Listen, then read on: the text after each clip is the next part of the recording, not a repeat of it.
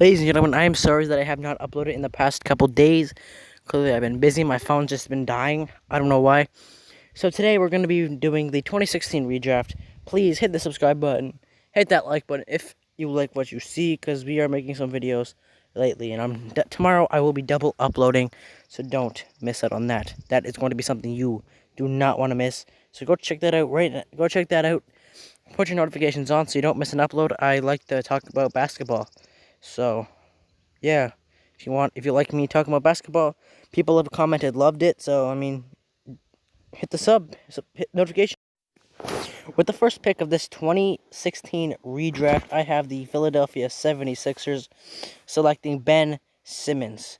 The reason why I put Ben Simmons over Pascal Siakam is just I believe that he has a bright future ahead of him in Philadelphia. Philadelphia already has one of the best chances of coming out of the East in the next few years, which I'm very, very excited about. I cannot wait to see what they can put together.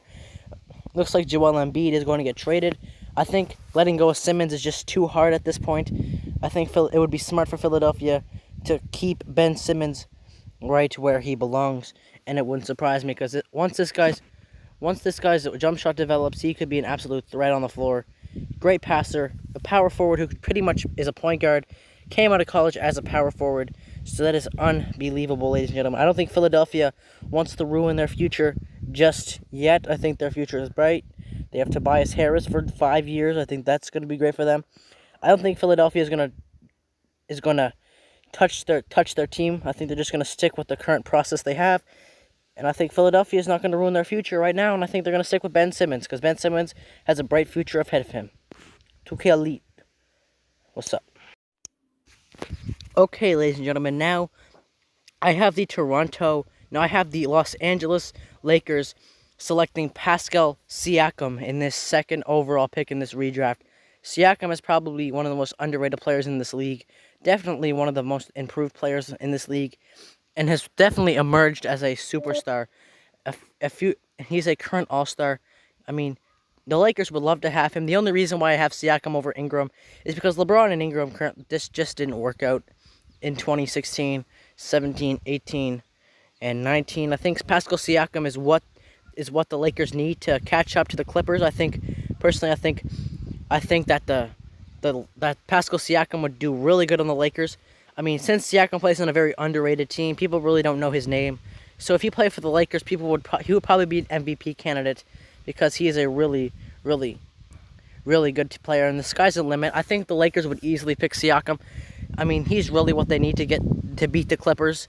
So I wouldn't be surprised with the Lakers picking up Pascal Siakam second overall. Definitely arguably the best player in this redraft.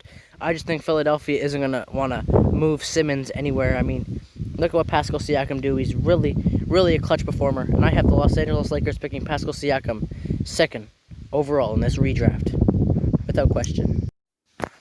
Alright, ladies and gentlemen, I have the Boston Celtics picking up Brandon Ingram third overall.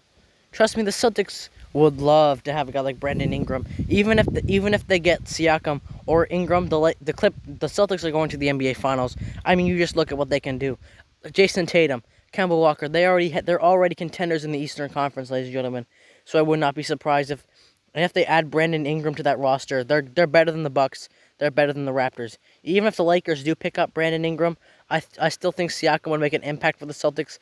But Brandon Ingram would do amazing on the Celtics, ladies and gentlemen. He would bring them to the NBA Finals, and heck, they could be better than the Clippers, that team. Because that team, with Jason Tatum, Kemba Walker, and Brandon Ingram is just deadly, in my opinion. You look at Jason Tatum emerging as a top 10 player in this league, and you just look at Brandon Ingram, who's arguably one of the most underrated, possibly the most improved player of the 2020 season.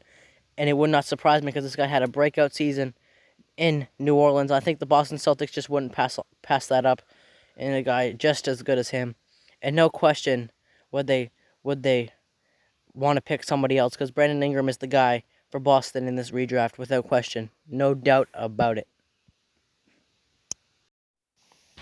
Okay, ladies and gentlemen, up now we have the fourth pick in the draft, which belonged to the Phoenix Suns, and they selected a draft bust in Dragon Bender.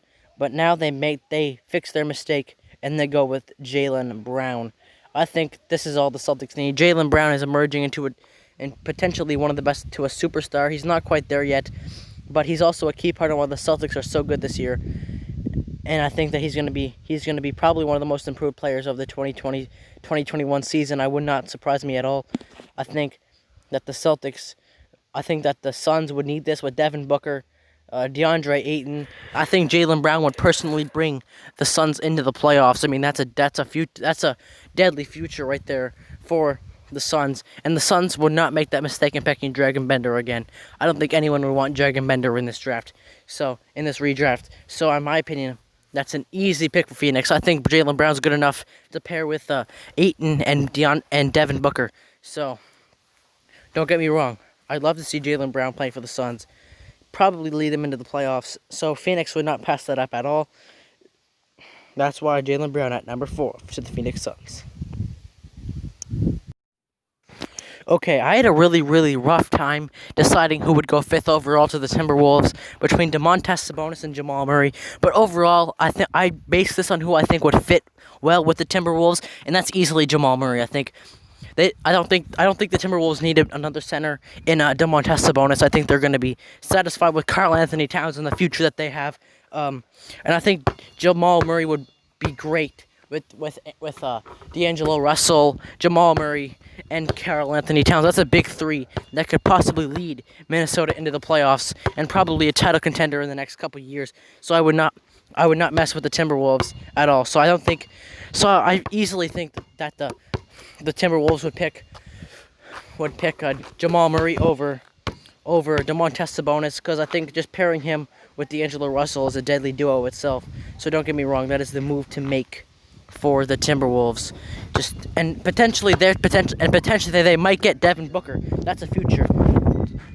Jamal Murray at 6. You guys absolutely knew I had to make a number 6. I was planning on making a top 5 redraft, but there's just no doubt you can pass up on Domantas Sabonis. Sabonis has probably had a career year this year. Probably one of the most improved players, maybe even a finalist. He was a 6th Man of the Year candidate last year. He played well in Indiana. Personally, I think he would do better in New Orleans. He would play great for the Pelicans, especially after the Pelicans lost Anthony Davis. And the team that they have right now, they have Zion, Lonzo, Brandon Ingram. I mean, if this redraft really happened, Ingram would be on the Celtics. But, I mean, that's still scary. I mean, you got Domantas Sabonis, Zion Williamson, Lonzo Ball, and I think getting Domantas Sabonis is something that the Pelicans would not pass up. They would not pass up Domantas Sabonis.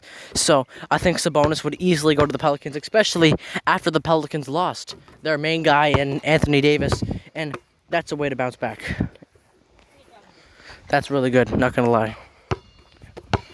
So the Pelicans would pick Domantas Sabonis 6th overall. So, and again, after losing Anthony Davis, that is the pick to make in New Orleans. So, heck yeah.